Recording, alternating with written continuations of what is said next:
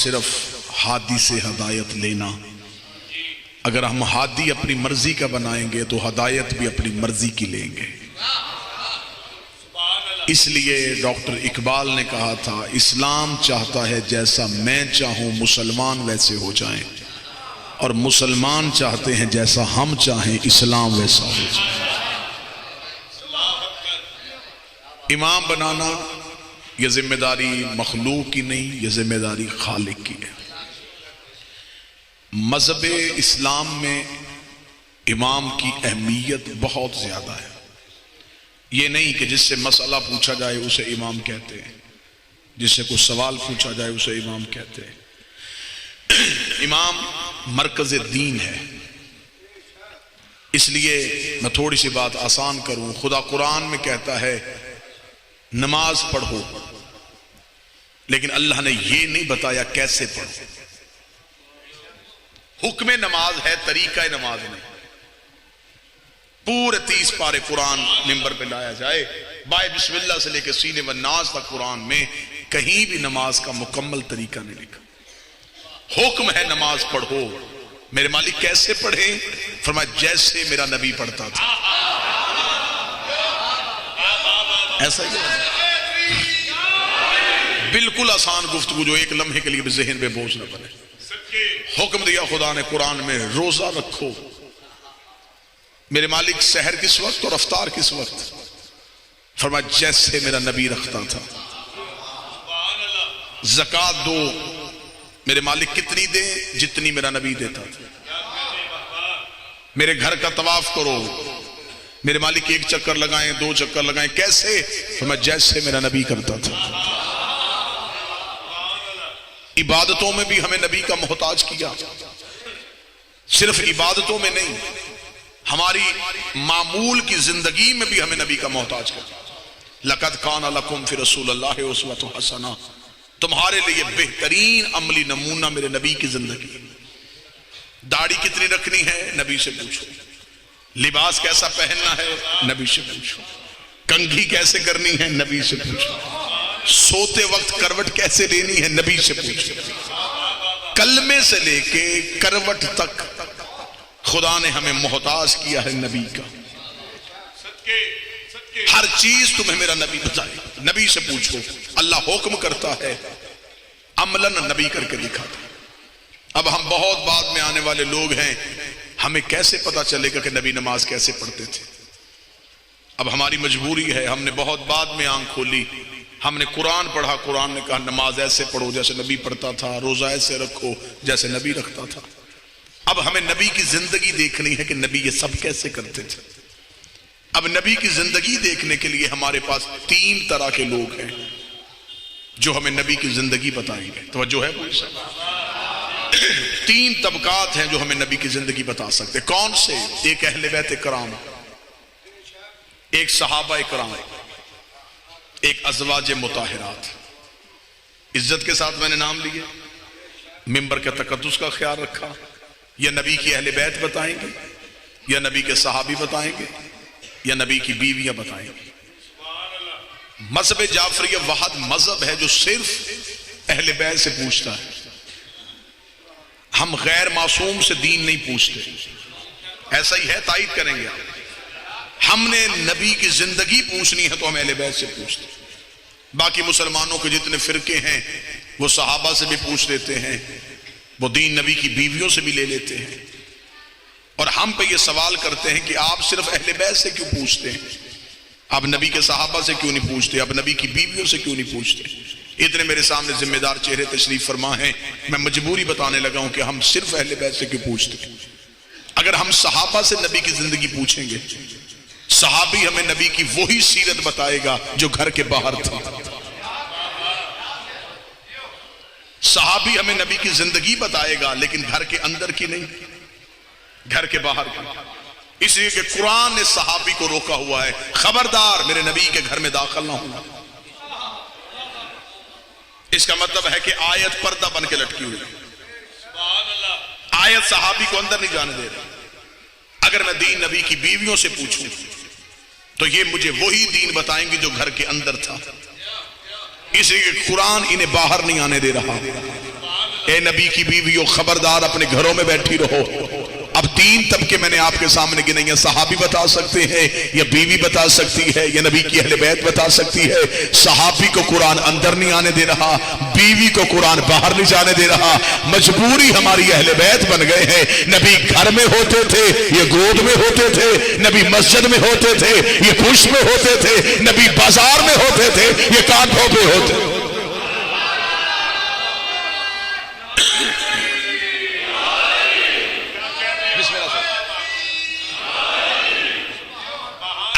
یہ وہ طبقہ ہے جو ہمیں نبی کی مکمل زندگی بتا سکتا.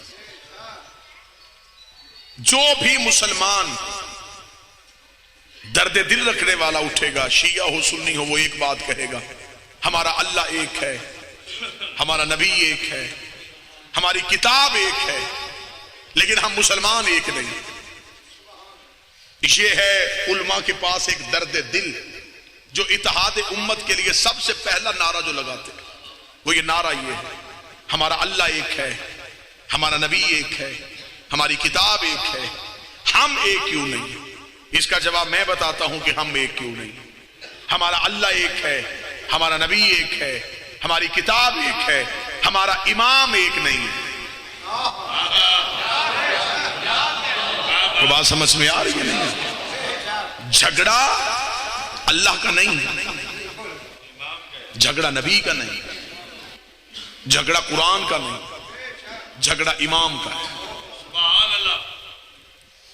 نبی کے بعد جس نے جسے معتبر سمجھا اس نے اس سے دین پوچھا. ہم بڑے مطمئن ہیں, ہم نے نبی کے بعد کسی بھی غیر معصوم سے دین نہیں پوچھا.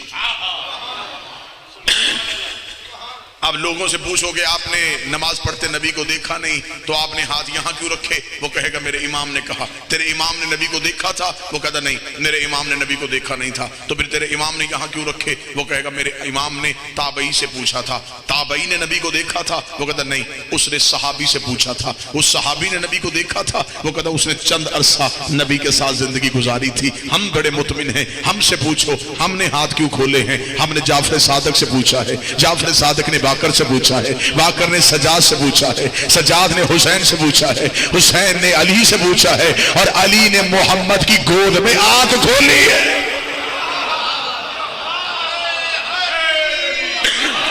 ہمارے پاس ایک بھی کڑی ٹوٹی ہوئی نہیں. بسم اللہ, اللہ اکبر, یا رسول اللہ.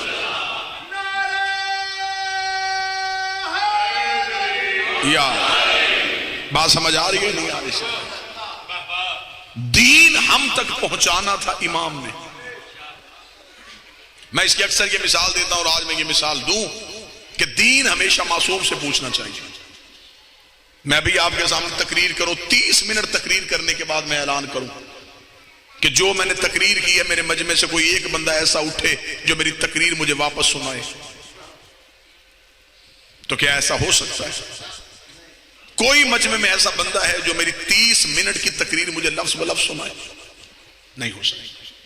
اس لیے کہ آپ سن رہے ہیں, انسان کے حافظے میں وہ صلاحیت ہی نہیں ہے جو بالکل بات کو محفوظ کر لے. آپ مجلس سن کے باہر نکلیں گے, صبح کو آپ کو کوئی پوچھے گا کہ کل آپ کہاں تھے, آپ کہیں گے مجلس میں. دھرابی گیا ہوا تھا, وہاں کیا تھا؟ وہاں مجلس تھی. کس نے پڑھا؟ ایک خطیب آیا تھا.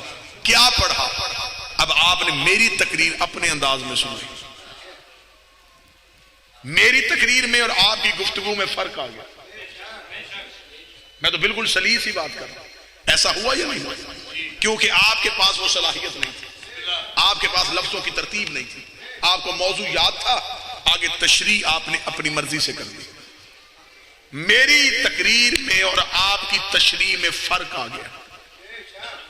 جب نبی کی کہی ہوئی بات میں اور راوی کی کہی ہوئی بات میں فرق آیا, اسی فرق سے فرقہ بن گیا.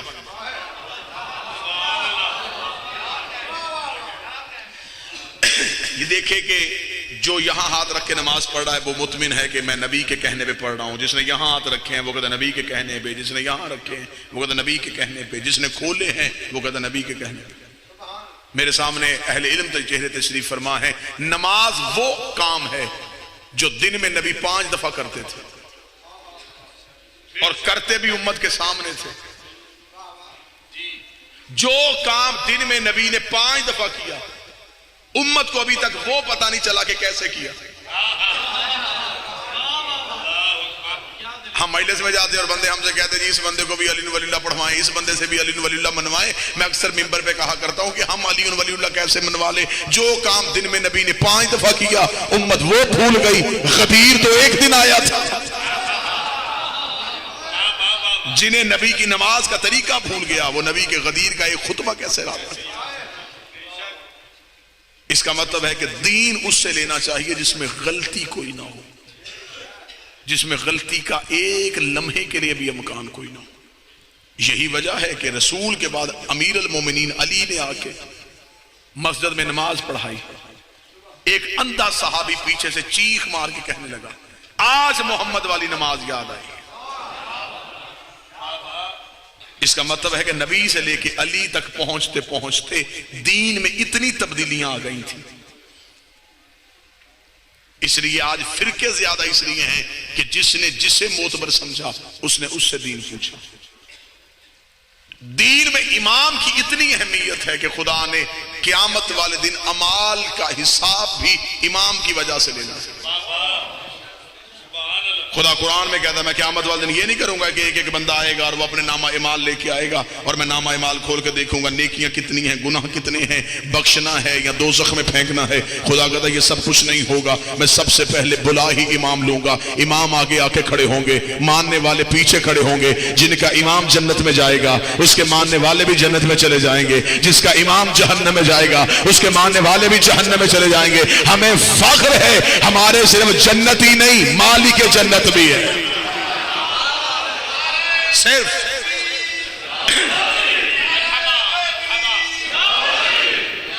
क़यामत वाले दिन हमें जरूरत है एक ऐसे इमाम की जो हमारी सिफारिश कर सके। जो बच्चा मेरिट पे हो उसे सिफारिश की जरूरत नहीं होती। हमें खबर है कि हमारे अमाल मेरिट पे नहीं, हमें एक सिफारिश चाहिए। आले मोहम्मद अल्लाह की बारगाह में बेहतरीन सिफारिश और खुदा ने इनकी सिफारिश का जिक्र कुरान में कर दिया है। खुदा कहता ला यमलिकुन शफाअ इल्ला मन अतखज़ इंद रहमान अहदन, कोई मालिक नहीं है शिफात का सिवाय मेरे। ये कहने के बाद खुदा ने कहा इल्ला, लेकिन एक है जिसने मुझसे वादा लिया हुआ है। और खुदा ने उस एक का नाम नहीं लिया, खुदा ने कहा इल्ला मन, सिवाय मन के जिसने मुझसे वादा लिया है। ये एक वाहद आयत है जिसने हमें दरवाजा खोल के हल्की सी उम्मीद दिलाई है कि अल्लाह के अलावा भी कोई शफात कर सकता है। मेरे मालिक कितना अच्छा होता तो यहां नाम ही लिख देता, हमें दर्द के धक्के ना खाने पड़ते। खुदा ने कहा मैंने मन लिखा है, इस मन के पीछे पीछे चलते जाओ। ये मन तुम्हें कहीं ना कहीं उस तक ले जाएगा। मैंने कुरान में पढ़ा तो कुरान ने सिर्फ मन कहा था। एक है जो शफात करेगा लेकिन वो है मन। मैंने कुरान से पूछा वो मन कौन है?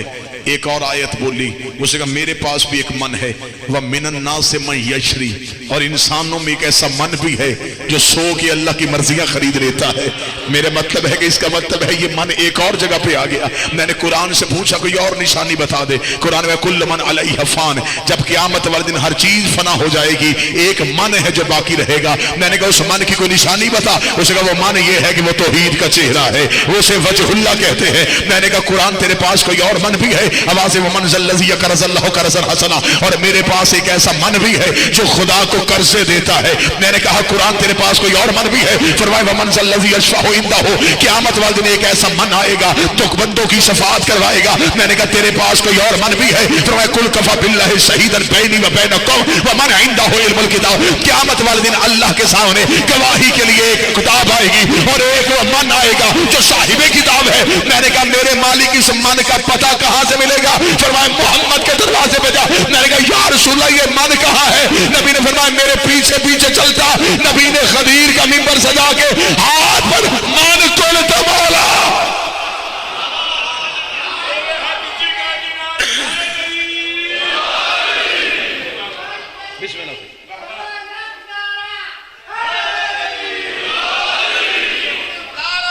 بسم اللہ بسم اللہ.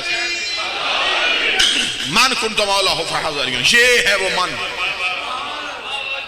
یہ ہے وہ من جو قیامت والے دن شفاعت کرے گا. یہ ہے وہ من جس کی وجہ سے قبر میں سکون ہوگا. یہ ہے وہ من جس کی وجہ سے تمہارے پاس بخشش کی امید ہے. یہی وجہ ہے کہ ہم نے اس من کو من میں بسایا ہوا ہے، اور قبر میں لٹا کے بھی اپنے مرنے والے کو کہتے ہیں سب کچھ بھول جانا، اس من کو نہ بھولنا. میں پوری ذمہ داری کے ساتھ یہ لفظ کہنے لگا ہوں. آج لوگ کہتے ہیں کہ اعمال بہتر کرو، عقیدے کی خیر ہے. پہلے عقیدہ بہتر ہوگا پھر عمل بہتر ہوگا. اگر عقیدہ ہی ٹھیک نہیں، اعمال کی گٹھڑیاں بھی ہوں تو کوئی فائدہ نہیں.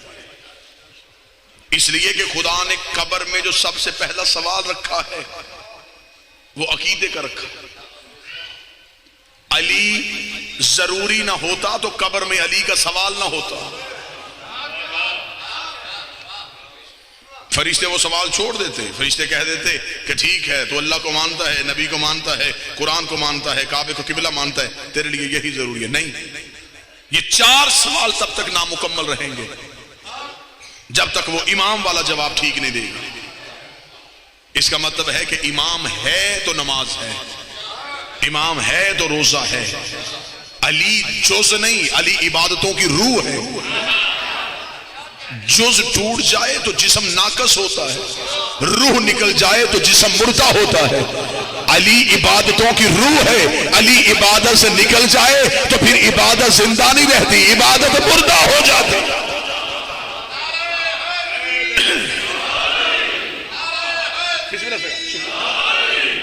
زندگی میں اس لیے خدا نے امام کی ضرورت کو مد نظر رکھتے ہوئے انسانیت کو بتایا کہ تمہارے لیے سب سے بہتر ہے کہ تم ایک ایسے امام کے پیچھے چلو، ایسے امام کی پیروی کرو جو تمہیں حق کے راستے تک لے کے. یہی وجہ ہے کہ ہم زندگی میں جو کچھ بھی کرتے ہیں وہ سب سے پہلے اپنے امام کو دیکھتے ہیں.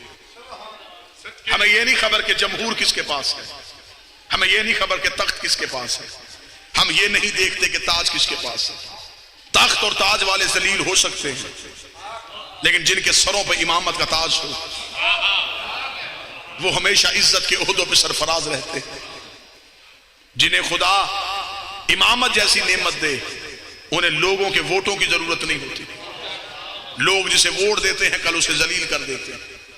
آپ کے سامنے ہے یہ اسلام آباد کا دھرنا، پورے مذہب کی قیادتیں، پورے مذہب کی نمائندگیاں اسلام آباد میں پیر حبیب شاہ جی اکٹھی ہوئی. اور مجھے اندر سے خوشی ہوتی ہے کہ وہ لوگ جلوس لے کے نکلے ہیں جنہیں کوئی بھی جلوس اچھا نہیں لگتا تھا. ان لوگوں نے دھرنا دیا ہوا ہے. ہاں، اور جن کو جو ہمیں کہتے تھے کہ 4 دیواری میں مدرسے کیا کرو، آج انہیں حکومت کہہ رہی ہے کہ 4 دیواری میں رہو. وہ کہہ رہے نہیں، سڑکوں پہ آنے دو، بازاروں میں آنے دو. اس کا مطلب کہ آج مولوی مان گئے ہیں کہ جب ظلم ہو تو پھر سڑکوں پہ آیا جاتا. اور چلے جائیے چہرے تشریف فرمائے ہیں، پتہ نہیں بابا آفتاب شاہ جی جملہ کہاں کہاں پہنچے گا اور کس کس دل پہ اثر کرے گا. مولانا فضل الرحمان ایک ہی مطالبہ لے کے آئے ہیں بلال بھائی. وہ کہتے ہیں کہ جی ہم حاکم کو اتارنے کے لیے آئے ہیں. کیوں؟ وہ کہتے ہیں یہ تخت پہ بیٹھا یہ نااہل ہے. اس کا مطلب ہے مولانا فضل الرحمان کو آج پتہ چلا ہے کہ نااہل تخت پہ بیٹھ جائے تو جلوس نکال کے اسے تخت سے اتارنا پڑتا ہے. یہی تو ہم 1400 سال سے کہہ رہے ہیں کہ نبی کے منبر پہ اسے بتاؤ جو اہل ہے.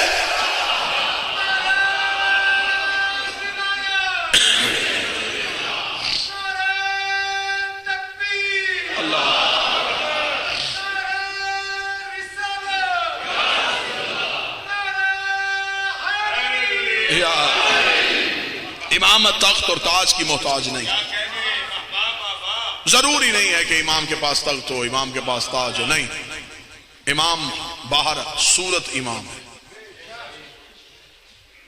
یوسف قید خانے میں بھی نبی تھے، فرعون تخت میں بھی لانتی تھی. اس لیے کہ امامت کے ہاں فضل ہے، نبوت کے ہاں عدل ہے. جتنا بنتا ہو وہ دینا عدل ہے. ना बनता हो वो भी देना, ये फजल है। राहब आया था नबी से बेटे मांगने, अदल कह रहा था कि नहीं है।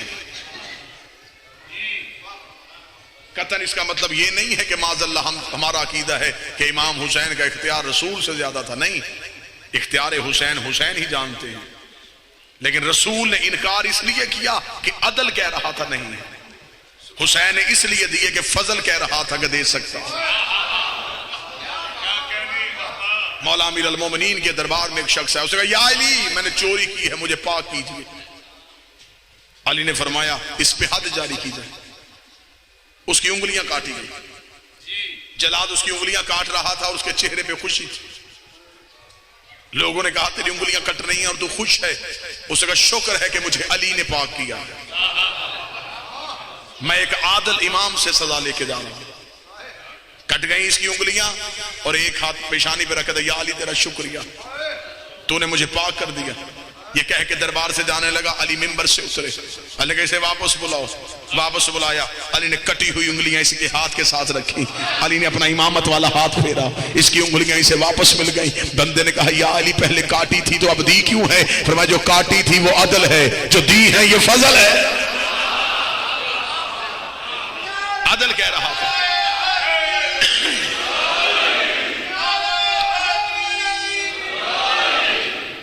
आदल कह रहा था कि उंगलियां काटी जाए।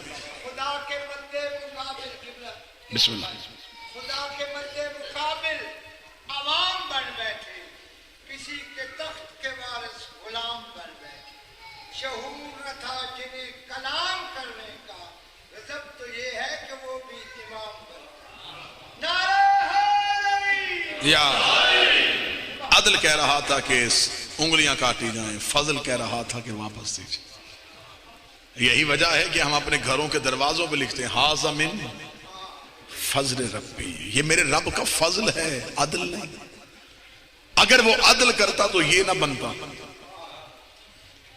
जिसके लिए फकीर कह गया अदल करे थे थर थर कंबन, ऊंचियां शाना वाले हो, फजल करे थे बख्शे जाओ।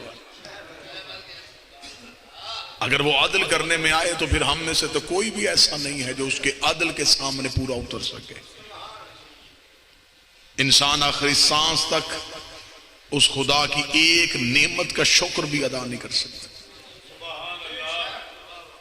इसलिए हमें जिंदगी में कोई ऐसा इमाम चाहिए जो फजल करता हो, जिसके फजल की वजह से हमें दुनिया में भी नेमतें मिलती रहे और क़यामत को हमारी बख्शिश भी आदल की वजह से नहीं होनी, फजल की वजह से। ये शफीउल मुस्लिमीन नहीं, ये शफीउल मुज़निबीन है। ये मुसलमानों की शफात नहीं करते, ये गुनहगारों की शफात करते,